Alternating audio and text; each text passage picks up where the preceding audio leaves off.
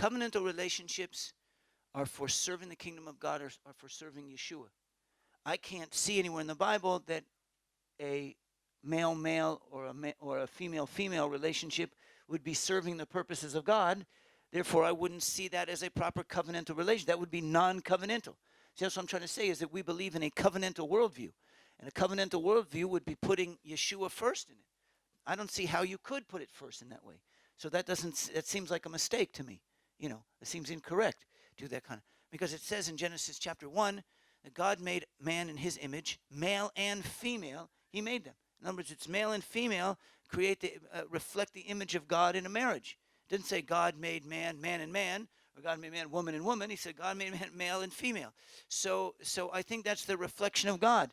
I don't see how somebody could honestly say in a male-male or a female-female relationship that they were doing that for the purpose of serving Yeshua. So that's what I'm saying. We're not for any kind of covenants. Listen, most covenants that people make are wrong covenants. They're evil covenants. People can do business. I mean, people in the mafia can have a covenant with one another. We're saying our covenants here are to serve Yeshua and to serve his kingdom. And that's got to be first. So we have to put that first in every single way, of course. Now, the other thing that I want to say about pastors, one thing about the ministry is that there's two ways to look at the ministry. One is that I'm called, I'm anointed, I'm appointed, and I'm going to do what God's called me to do, and I've got these ability, and I'm going to go do a great thing for God. Now, that's possible. Another way to look at it, which is that if I really want to do something great for God, I'm going to have to do it with a group of people. In other words, what God's called me, and some people even ask me about this, about my long-term relationship with these friends, like with Dan and with David, and they said, well, is that because you guys just like one another? And I said, well, it's really not that at all. He said, what I feel is that God has called us to do something for the kingdom of God, and it's too difficult. It's too big. I can't do it. Now, I may be the smartest, most talented person in the world, but I can't do it. And so I look at this, I said, God's asking me to do something, and there it is, and I can't do it alone. The only way this can get done is with a group, with a team, with a group of partners. So if I don't figure out some way of building teamwork, of building partners and building trust, I'll never get to the goal that I want. I've measured it out. There it is. I got to run 100 kilometers in 2 hours. I can't do it. So I can't do it alone. The only way this is going to work is if I start building a group of people to get there.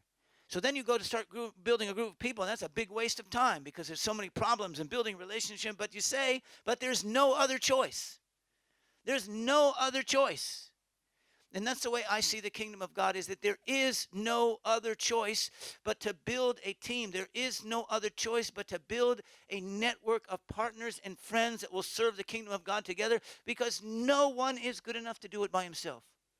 So I take that for granted in the first place. All the time, well, Asher, you could have just done that better. Why'd you have one of these? No. I can't get there alone.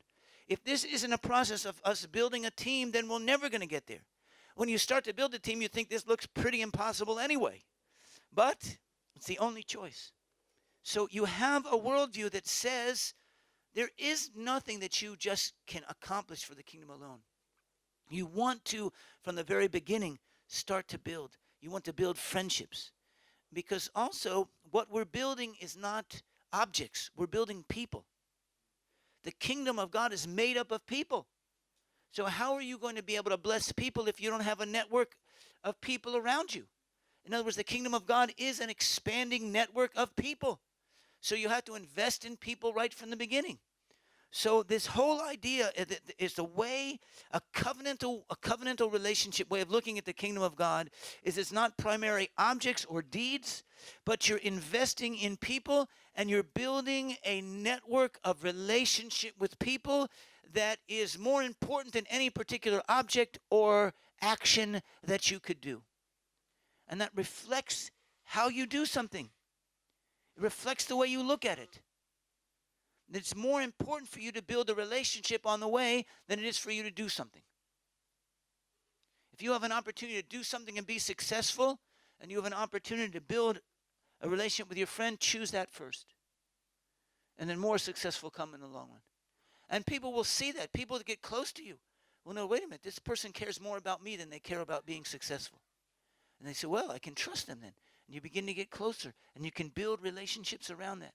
So you build an atmosphere around you that the people around you are more important to you than what you can achieve. Your relationships with those people, and they're going to test you. They're going to see it. Well, God will test you, you know. You'll have opportunities to prove that over and over again. And you want to create an environment where the people around you are more important than money. They're more important to you than success. They're more important to you than fame. They're more important to you than an object. They're more important than you to a possession. They're more important than a good deed. You say, because what I'm investing in is a group of people. That's not a secondary thing. That is it. Anything that you can do without it investing in a group of people won't work.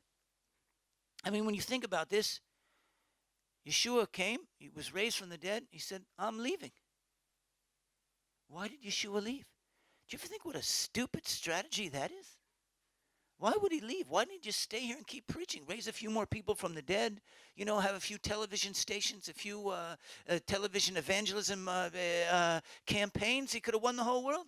Because he's saying, no, look, guys, I'm doing this in partnership with you, with the 12. He said, I'm doing it with you. I'm not doing this without you. I'm going to do it through you. And we had the stage where you saw me do it. And so for you to become partners with me, now we're going to have the stage where you do it without me. I'll be there to help you, but you're going to have to do it now without me. And so I'm going to leave to bring you into this. Because this is not about me.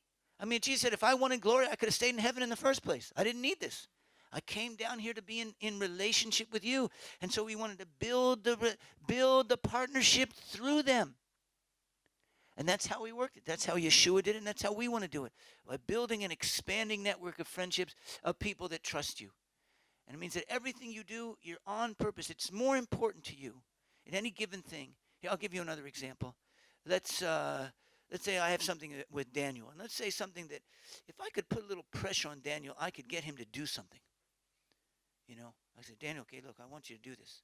You know, I could put a little pressure on him. I could probably get him to do it. Or I could probably get him to give me something. But in that same process, he's actually taking a step back away from me. Because he's thinking he wants to get something out of me. He's not really concerned with me. He wants me to do something for him so he can take that and get it for himself. To my view, that would be a loss. Because I'm not interested in what he can give me. I'm interested in him. You see, that's what Paul said. I'm not interested in when I take an offering, I'm not interested in your money. I'm interested in your heart. I'm interested in get you to give. The person is what you're out to get, not what they can do for you or not what they can give you.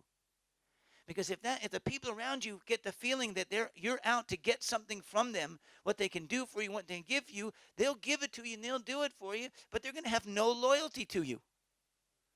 But when you're with people and they say, wait a minute, you could have done this without me, but you stopped and you did this. You put me before that thing. And they say, wow, that's a person I can trust. And then you begin to build, and you begin to build loyalty. And you begin to trust, and you build a network of loyalty, and then when people are loyal to you, they'll want to give to you. I don't want you to give me something you don't want me to give, that you don't want to give to me. Who wants that? I want your heart. I'd rather have you in a position where you want to give to me and you can't give me enough. That's what you want. You want love. You want to build loyalty in people, build this network, and you do that by covenant.